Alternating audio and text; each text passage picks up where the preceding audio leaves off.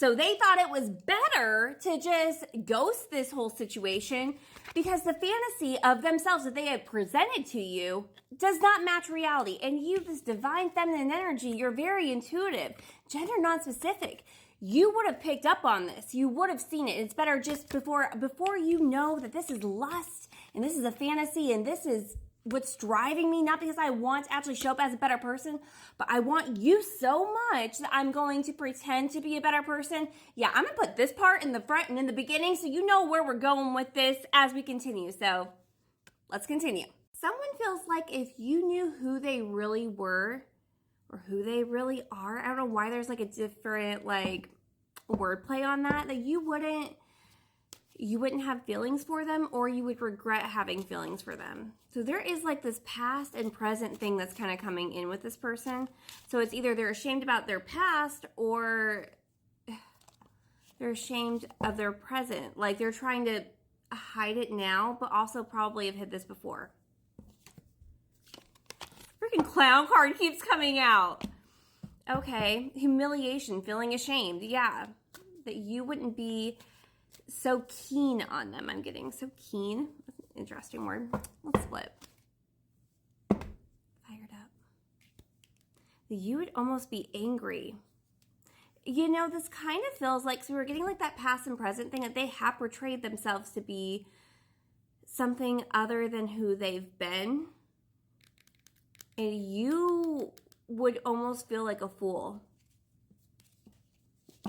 There's also a ghosting situation here as well. I'm getting like a fear of inadequacy, like they don't measure up to who they portrayed themselves to be to you.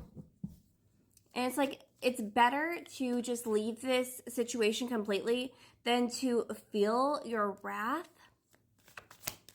your anger, it's almost better for them just to leave the situation, just exit stage left instead of letting you know, because that's going to come with even more shame and guilt because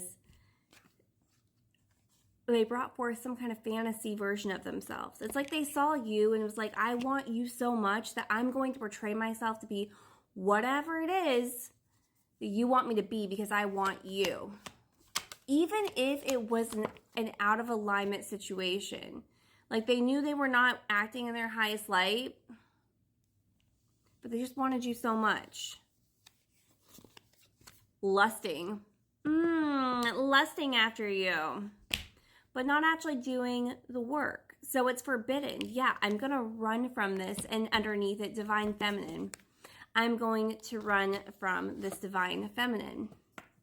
Or this is a divine feminine. That is, no, divine feminines don't run. I don't feel like it's that. I really do feel like this is running from someone who is acting in their highest divinity and feminine divinity.